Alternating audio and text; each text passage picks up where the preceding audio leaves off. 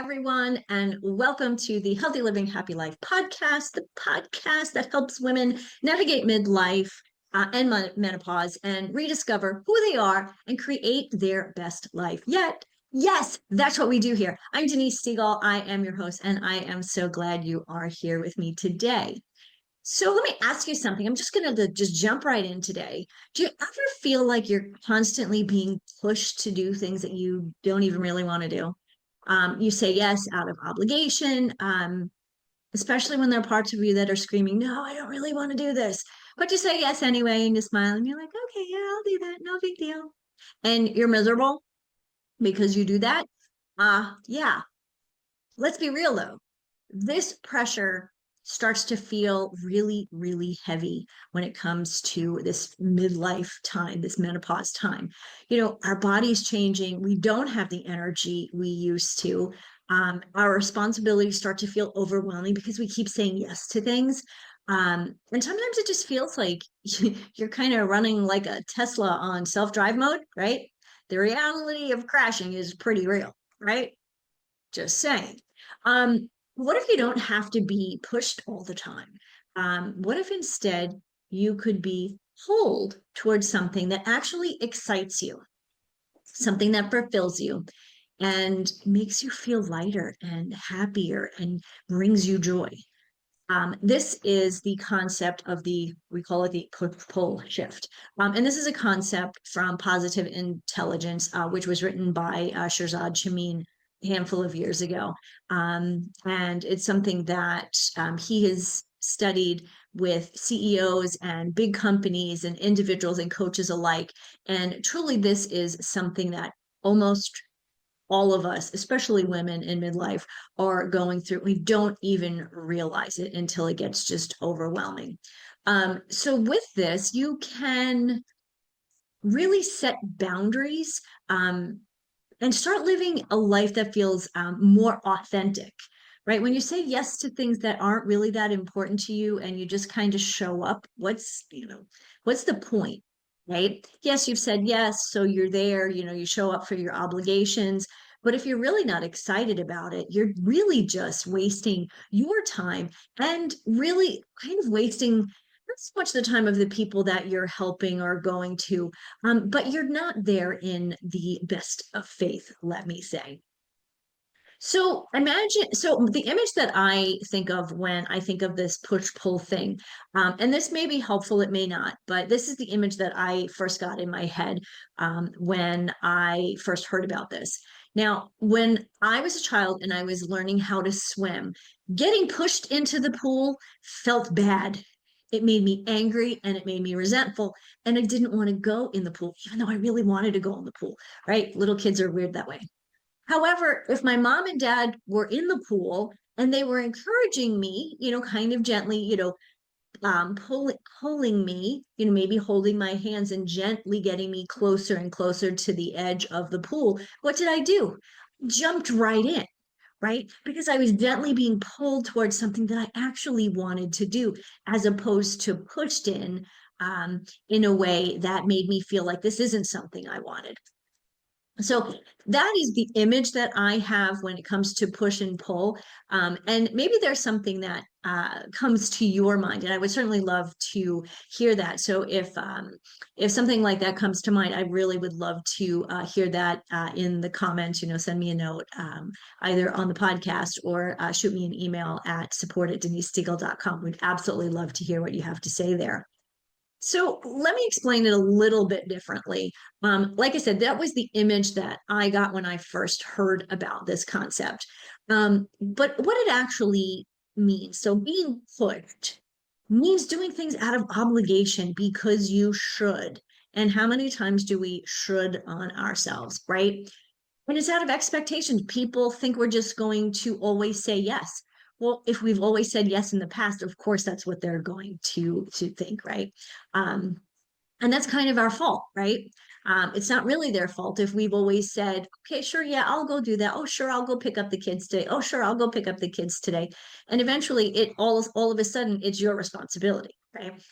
So being pulled, though, means that you're being guided with something that genuinely excites you, the things that light you up inside.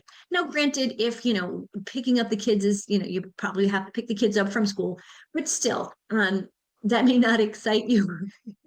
It might be more exciting to leave them there. Okay, I'm kidding. Don't leave your children at school, or your grandkids at this point, right?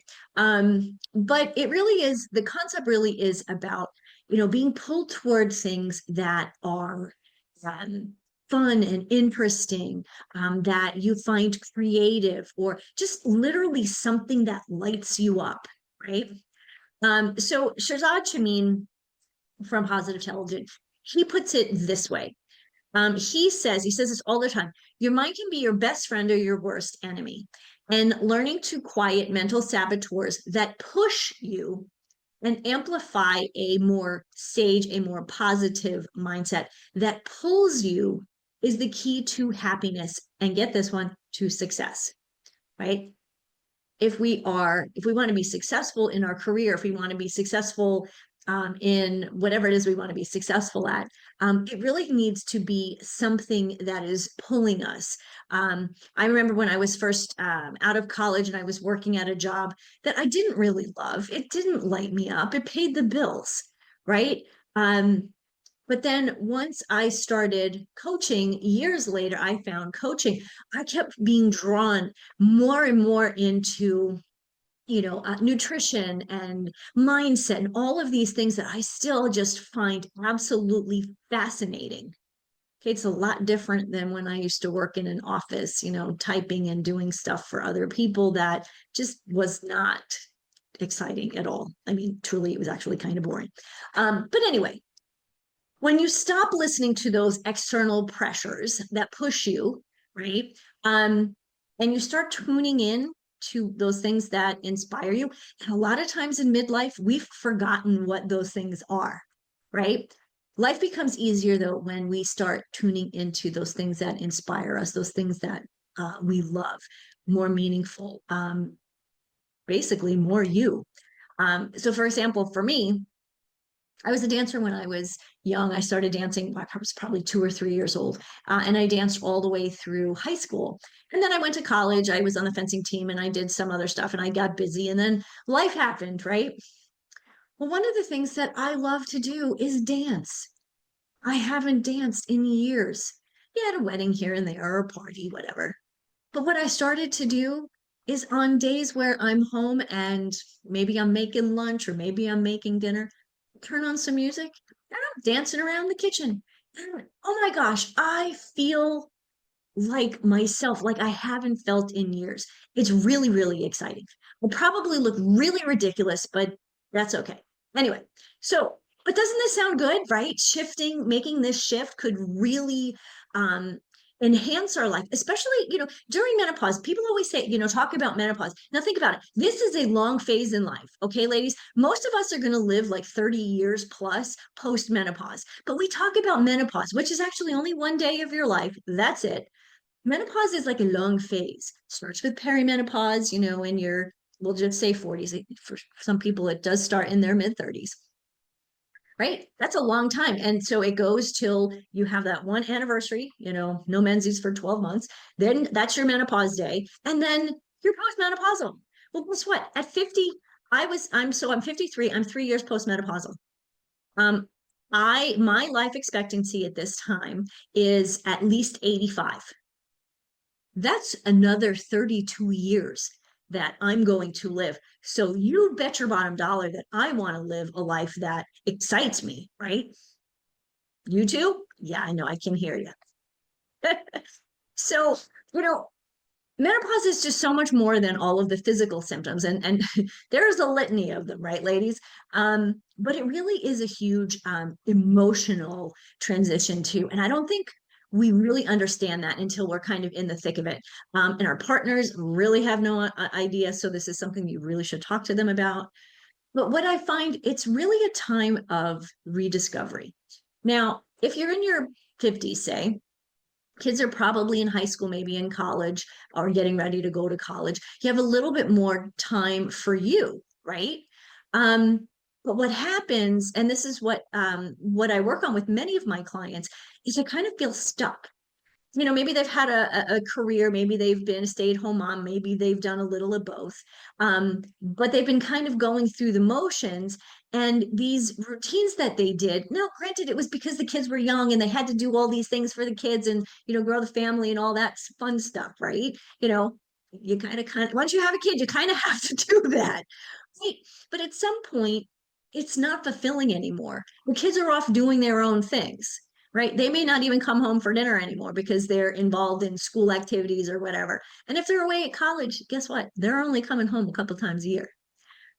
So, you may be stuck in some of these routines. Maybe you're even still stuck in obligations, even though the kids aren't around anymore. You're still on the PTA. Okay. If your kids aren't in school anymore, you don't need to be on the PTA. You may love it. No, you don't. Right? That's the problem. You say oh yeah, but I've done it forever. But is it really serving you?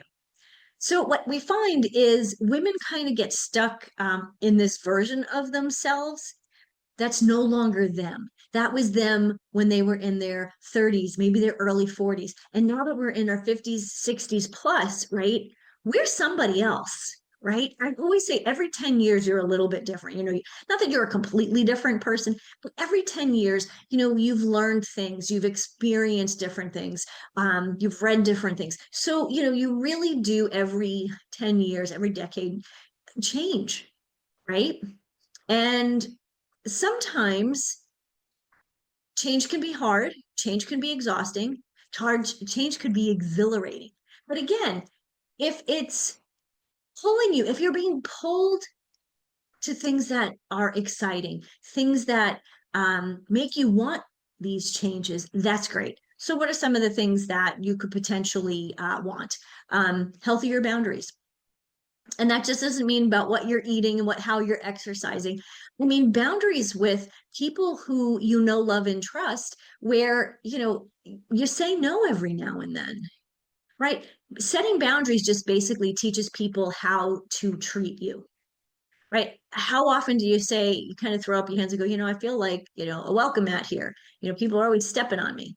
Well, that's a really big sign to say, okay, we need to set some boundaries here, right? So when you're being pulled to do more exciting things that are more you at this stage of life, boundaries are important. It truly helps increase your energy because, of course, we know energy is waning a bit, as we've gotten older. But when you set those boundaries, you give yourself more time, one, to maybe rest or rejuvenate, meditate, take the time that you need for you, right? So then you have the energy to do the things that you really love to do.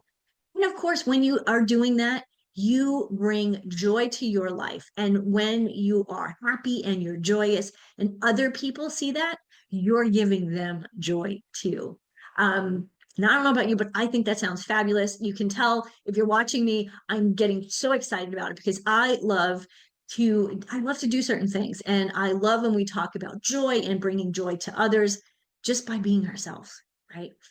So, how do you go though from this lifetime, possibly, of being pushed all the time to getting pulled?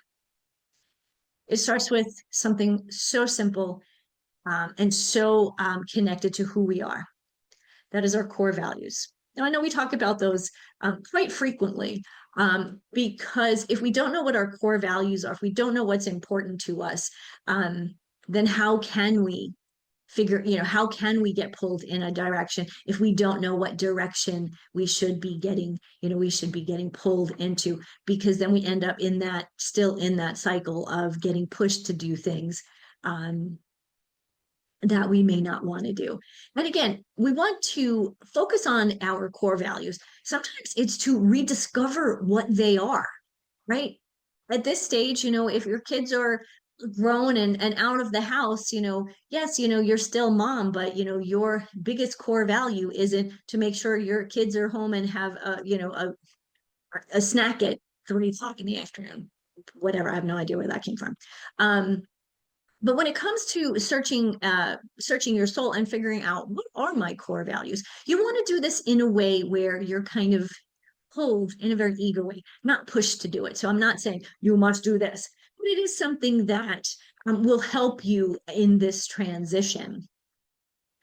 Because your actions, when you know what those core values are, your actions are going to align with them, and everything's going to feel much more authentic. You're going to feel so much more like the person you used to be, right? When you before, when you were single and before you had kids and before you had a big busy career and the big house and all of the bills and all of that nonsense, right?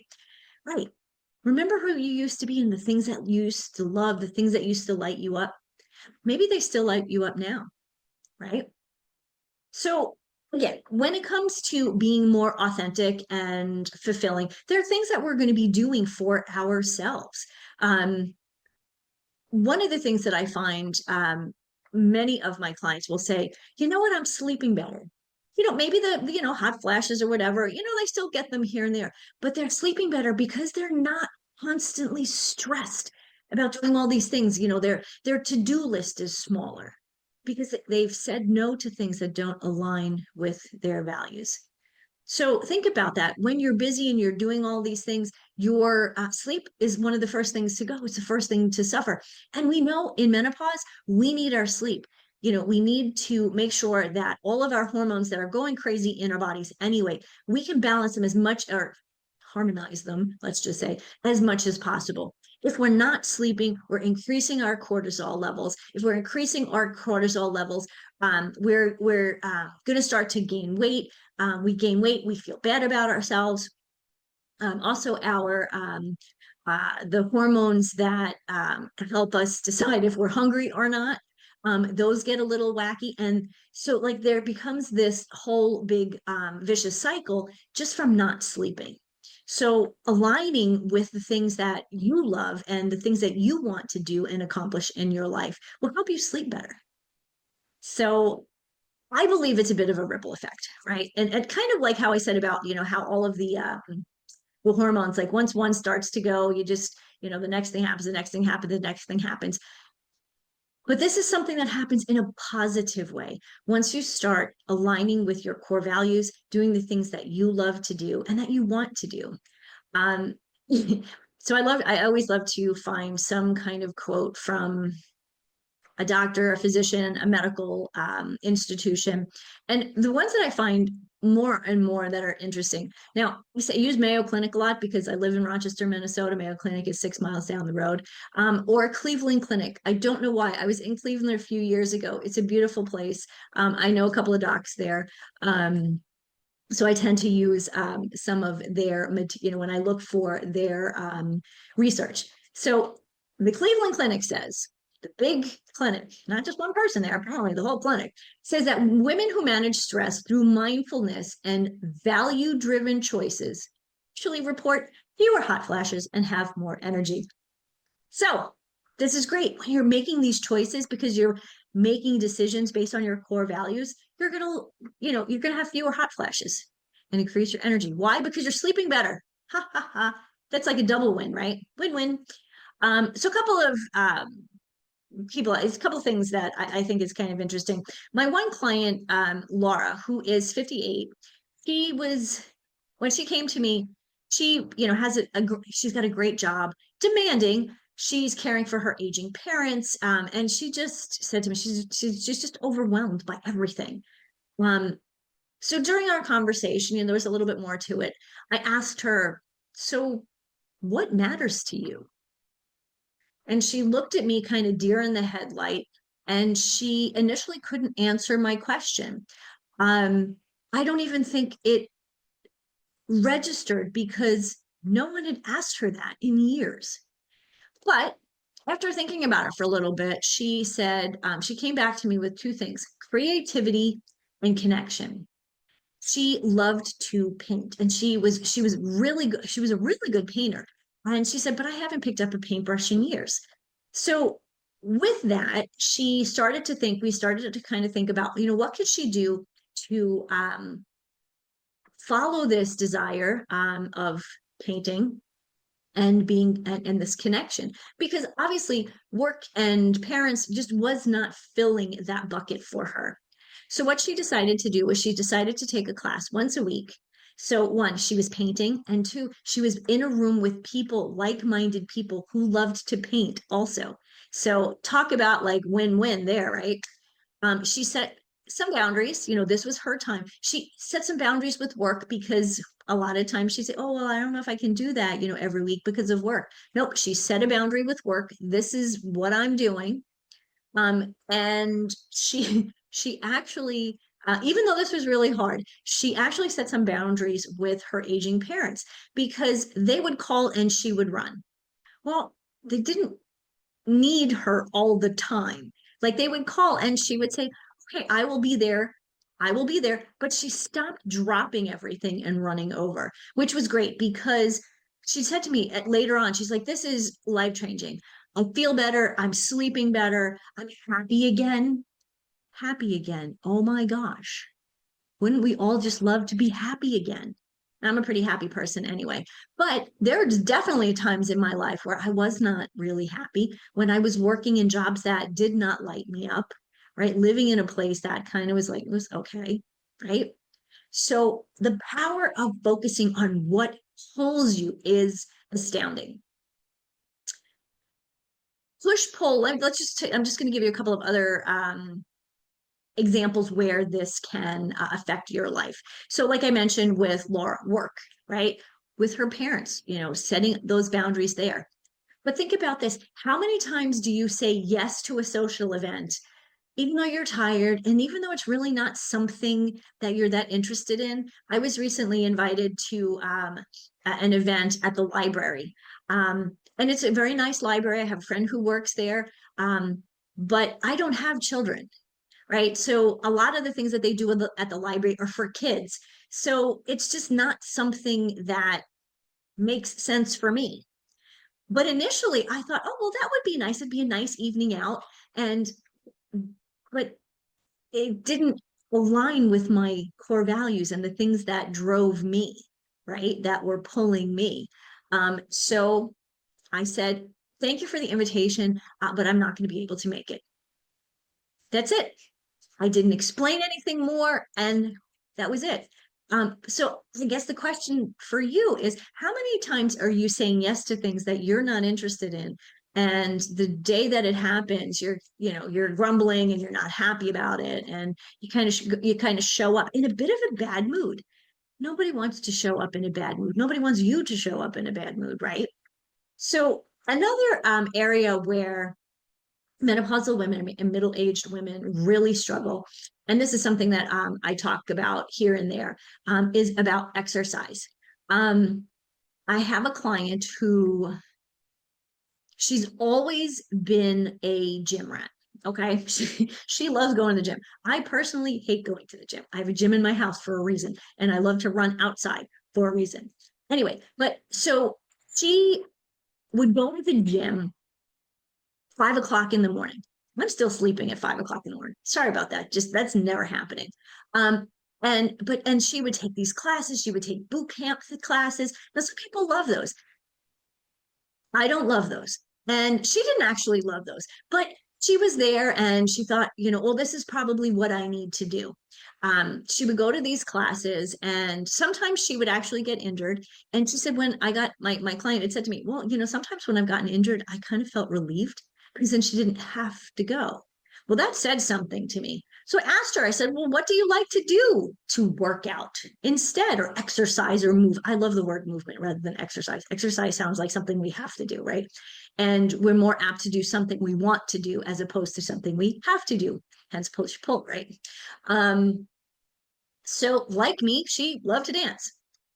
So she decided that she was going to take a dance class. I thought that was amazing. She took a belly dancing class. God bless her. That would not have been the type of class that I initially would have gone for, but she did, and she loved it. She felt alive. She felt like she was having fun for the first time in a long time. And, she was keeping up with her strength training because when ladies, we need to make sure that we're doing our strength training in this stage of life because we want to make sure that we're maintaining muscle mass, lean muscle mass, but also bone density. So, yes, she was still doing that. But a couple of days a week, she was going to a dance class and having a blast. So, again, push pull. She was being pushed initially to take these classes, these exercise classes that she hated, where she would get injured. Been there, done that, by the way. Instead, started to take these other classes, this dance class that she just ended up loving. So I hope you see the difference there, right? Shifting from push to pull. Everything changes when you start getting pulled to do things. Your time, you have more time, you have more energy, you feel lighter. Even, I mean, happiness and joy through the roof. So when it comes to menopause, we often think, oh, this is, the rest of my life or the end of my life, the end of my, like I said, I mean, I'm going to be at least 32 more years post menopause. So menopause is not an end. Yes, it's an end of a phase of our lives, but it's the beginning of something new and exciting, something that you can create by being pulled to the things that you love. And of course, you don't have to do that alone, right? But think about this. Imagine like waking up every day, you're energized, you're full of joy, you're not overwhelmed anymore, and you just love life. You wake up and you're like, oh, this is going to be a great day. Another great day. Oh, darn, another great day, right? Sounds amazing, right? So it's kind of a big shift, but it does take a little bit of time. And yes, of course, you don't have to do it alone. That's why I'm here. If this is something that you are interested in really looking at and trying to get your life more balanced and have more pull and less push, please attend one of my monthly menopause wellness series. I call it From Hormones to Harmony, because we know at this stage balance is tough, but we need to have some harmony in our life, so we can enjoy the things that we're doing, the things that we are being pulled and drawn to do.